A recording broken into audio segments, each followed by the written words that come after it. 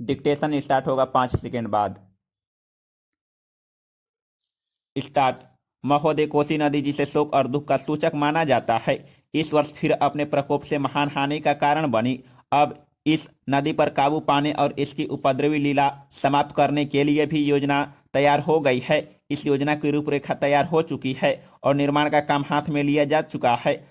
आशा है इस योजना के निर्माण से बड़े पैमाने पर जनसाधारण को सेवाएं उपलब्ध होगी। जब यह नया परीक्षण सफल होगा तो महान योजनाओं के निर्माण में और भारत की महान जनशक्ति के उपयोग के संबंध में हमारी जानकारी और अनुभव में महत्वपूर्ण वृद्धि होगी।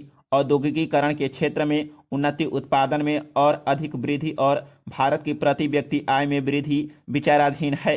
वर्ष की कुछ महत्वपूर्ण बातें हैं। औद्योगिकीकरण के साथ ही रोजगार के क्षेत्र को विस्तृत करने के प्रयत्न भी बराबर जारी हैं। कुटीर उद्योगों और घरेलू धंधों को प्रोत्साहन देकर औद्योगिकीकरण के और रोजगार में समुचित संतुलन स्थापित करने का प्रयास किया जा रहा है। यह बात सभी स्वीकार करते हैं कि यदि भारत के जनसाधारण को उदासीनता और हार मानने की भावना से मुक्त करना है तो बढ़ती हुई बेरोजगारी को दूर करने का उपाय करना होगा। इस दिशा में घरेलू उद्योग धंधे बहुत से लोगों को आंशिक या पूर्ण उपयोगी काम देकर इस समस्या का बहुत कुछ समाधान कर सकते हैं। इसलिए पंचवर्षीय योजनाओं में पुराने घरेलू उद्योगों को पुनर्जीवित करने और चालू कुटीर उद्योगों को प्रोत्साहन देने की व्यवस्था की जा रही है। पैरा। विदेशी मामलों के क्षेत्र में हमारी सफलता और भी अधिक है। हमारी नीति, जिसे सक्रिय और स्वदेशी तटस्थता की नीति कहना चाहूँगा, वास्तविक व्यवहार में किसी भी देश अथवा यहाँ के लोगों को अपना शत्रु न समझने की नीति है।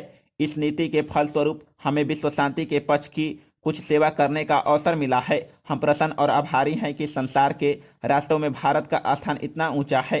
इंडोचीन निरीक्षण और नियंत्रण अंतर्राष्ट्रीय आयोग की अध्यक्षता हमने स्वेच्छा से स्वीकार की है और हमारे नागरिक यथासाध्य उस देश में शांतिपूर्ण निर्वाचन संबंधी समस्याओं का सामना कर रहे हैं। हम सभी राष्ट्रीय अथवा अंतर्राष्ट्रीय समस्याओं का निपटारा शांतिपूर्ण ढंग से चाहते हैं। मुझे प्रसन्नता है कि भारत में फ्रांसीसी बस्तियों की समस्या शांति और सद्भावना के वातावरण में सुलझ सकी है। शांतिपूर्ण प्रणाली की सफलता का वह एक महत्वपूर्ण उदाहरण है। दुर्भाग्य से भारत में पुर्तगाली बस्तियों की ऐसे ही समस्या को सुलझाने की दिशा में प्रगति नहीं की जा सकी। मैं आशा करता हूं कि पुर्तगाल इन बस्तियों में रहने वाले लोगों के स्वाधीनता के अधिकार को स्वीकार करेगा और फ्रांस और ब्रिटेन की सरकारों का अनुसरण करेगा। जैसे ही यह वर्ष समाप्त हो रहा है, हम अपने सबसे निकट के पड़ोसी पाकिस्तान के साथ अपने संबंधों में अपने सुखद परिवर्तन देखते हैं। पाकिस्तान के लिए हमारे हृदय में सदैव से पूर्ण सद्भावना और शुभकामनाएं हैं। पैरा।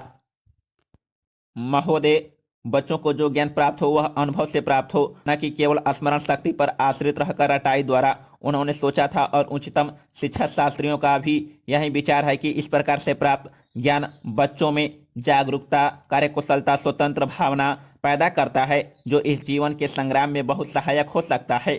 दूसरा मौलिक विचार उनका यह था कि इस प्रकार की शिक्षा इस देश के लिए अनुकूल ही नहीं बल्कि अनिवार्य है।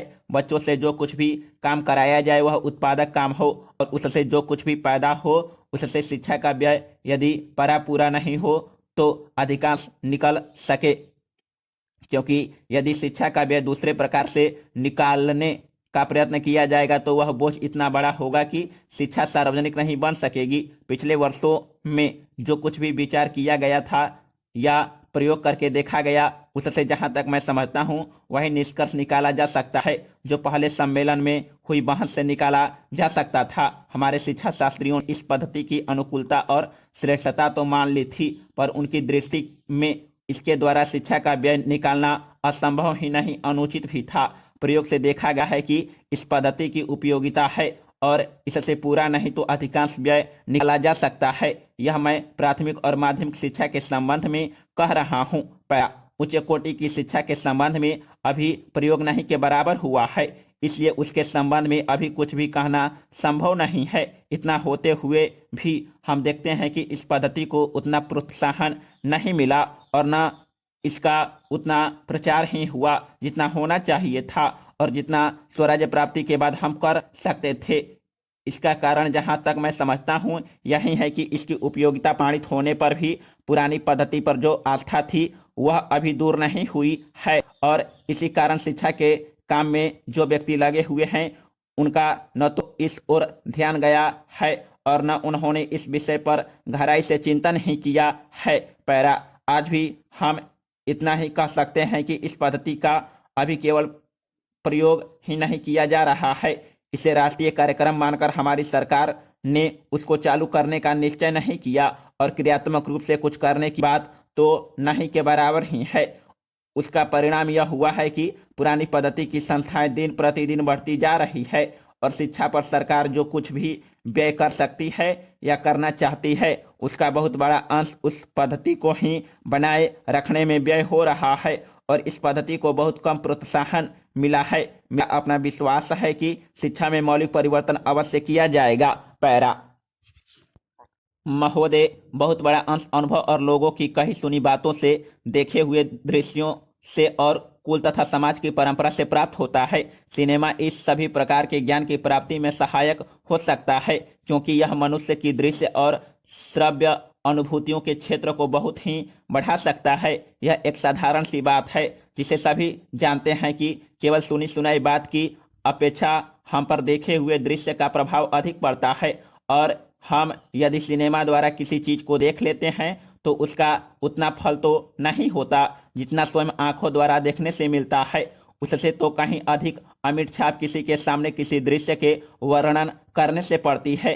मन बहलाव के भी साधन कितने ही प्रकार के होते हैं। कुछ तो ऐसे हैं जो मन बहलाव के साथ साथ शिक्षाप्रद भी होते हैं और इसके विपरीत बुरे संस्कारों का साधन बन जाते हैं। मैं स्वयं यह दावा नहीं कर सकता कि मैंने बहुत सी फिल्में देखी है। सच पूछिए तो मुझे बहुत कम फिल्में देखने का अवसर मिला है, पर मेरे पास जो खबरें पहुंचती है बहुतेरे विश्वसनीय भाइयों और बहनों द्वारा जो शिकायतें पहुंचाई जाती है उनसे मालूम होता है कि बहुतेरी फिल्में दूसरी कोटि की है जो शिक्षा अथवा मन बहलाव का साधन न बनकर बुरी वासनाओं को जागृत करती है, विशेषकर युवकों के चरित्र पर बुरा प्रभाव डालती है। हो सकता है कि इस प्रकार की फिल्में अधिक लोकप्रिय होती हो उनके द्वारा अधिक पैसे कमाए जा सकते हों।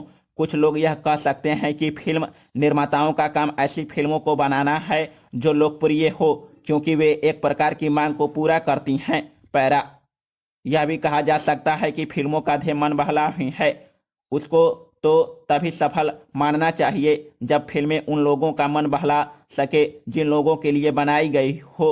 ये सब बातें बहस के रूप में कही जा सकती है, पर मैं चाहूँगा कि कोई भी सिनेमा हो अथवा फिल्म के बनाने वाले हो, वे यदि अपना कर्तव्य समाज सेवा समझते हैं और उन्हें ऐसा समझना भी चाहिए तो उन सब के लिए ये सब बातें यदि आग्रह्य नहीं तो गौण अवश्य है और उनका मुख्य उद्देश्य तो सेवा ही होना चाहिए। पैरा सेवा तभी तक सेवा रहती है जब तक वह सेवा का हित न करे, न कि उसे गिराए। इसलिए मैं चाहूँगा कि फिल्म बनाने वाले इस पर विचार करें कि उनका उद्देश्य क्या है। उद्देश्य सेवा ही होना चाहिए और सेवा के साथ साथ यदि धनोपार्जन भी हो जाए तो निर्दोष है। यदि धनोपार्जन ही उद्देश्य हो और सेवा न हो तो वह अग्राह्य होना चाहिए। यदि मनुष्य अपने स्वार्थवश